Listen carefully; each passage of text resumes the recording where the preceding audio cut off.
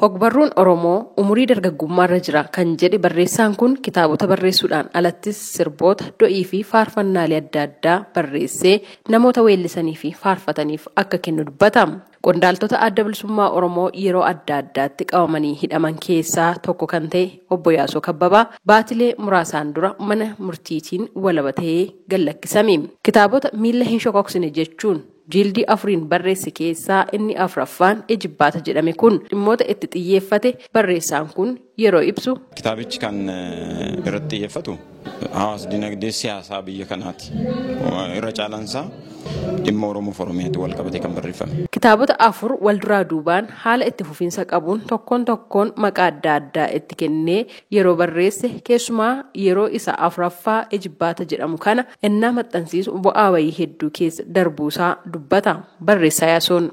Miilan shokoksine tokko lama sadeedhe maqaa adda addaatiin miilan shokoksine dibaa shira dhumni isaa Ejibbaata eereen barreesse gaafa san irraa jalqabee egaa wantoota itti aananii dhufan suni akka danqaman Ejibbaanni siyaasa barreeffame ka jalqabaa barreeffamee ka ani harkaaniin barreessa laaptooppii faarratti maal faarratti yaadni naan dhufu kanaaf harkaan kan hin barreesse diraaftii san mana seenanii fudhatanii ittiin dhiise otoo nan isaan hin jiru nan hidhame mana hidhaa keessatti amma lammaffaallee barreesse chaaptarii 17 akkuma barreessen innis aqanqaallamee bakka ho'iitti kufee isa sadaffaa kanallee Qilinxootti barreesse manuma hidhaa keessatti barreesse kanasi kanaaf bu'aa bahii hedduu dararaa hedduu dhooqaaf gaara hedduu baheen barreessachuu dandeessa Ejibbaata. Kitaabni isaa miila hin shokoksine jedhu kan jildiin qoqqoodamee dubbistoota qaqqabe kun kitaaba bilchina qabuu fi qalbii dubbisaa hawwatanidha kan jedhan kanneen sirna eebba kitaabichaa irratti argaman keessaa tokko barreessaa fi gaazexeessaa akkasumas abbaa mana raabsaa kitaabaa Elellee Hinseenee Makuriyaati. Kitaaba waan hojii qorannoo wayii namni hojjete hojii tikaa jabaa namni hojjete tokko hojii inni hojjetu irratti waan xiyyeeffatu fakkaata keessisa walxaxaa salphaatti kan itti bira hin geenyedha akka inni itti karakteri achi keessa jiran uumeetti hojjetu kan nama hawwatudha akka tokkorraa tokkotti ceetee jaalumaan kitaaba ati dubbistu kanaaf kitaabilee kaanirraa kitaabni hundumti isaa kitaabni barreesse kitaabilee bilchina qabanidha.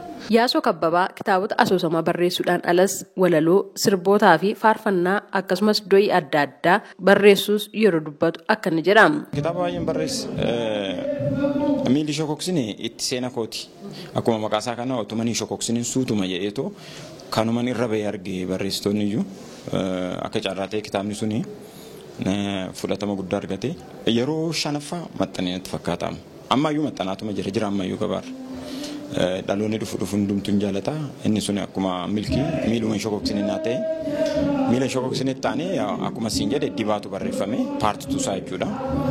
Achumarraan shira barreeffame achirraan Ejibbaata afurii gidduutti hoggaan warra walitti fufanii kana sirataa kana barreessu hoggaa yaadni naa dhufe gosa biraattis nan barreesse gidduu kanatti siifaan kan jedhamu barreessiin jira.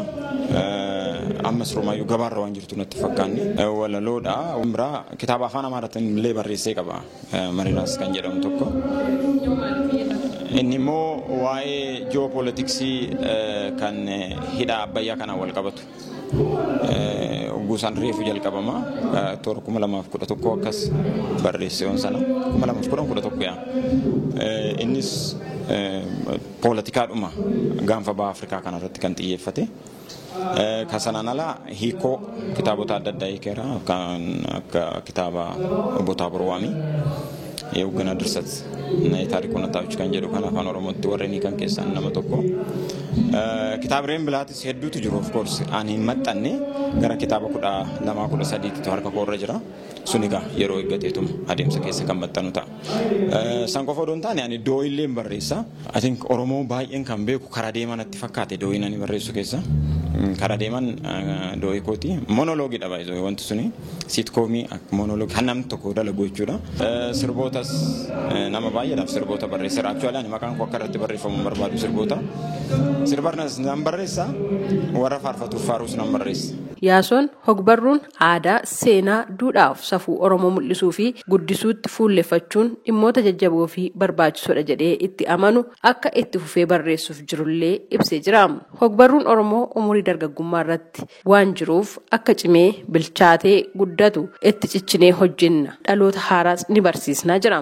Hogbarruun Oromoo akka hogbarruutitti yoo laalle reefu mucummaa qaba. Sababni isaatis afaanumti Oromootiyyuu afaan hogbarruu afaan barruu eega ta'e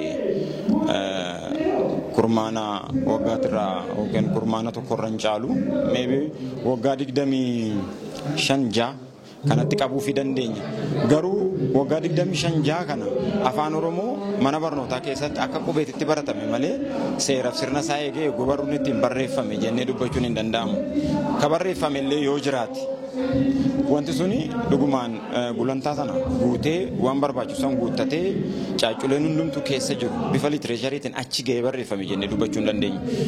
Akka ka'umsaatitti immoo barreessitoota hedduu jira.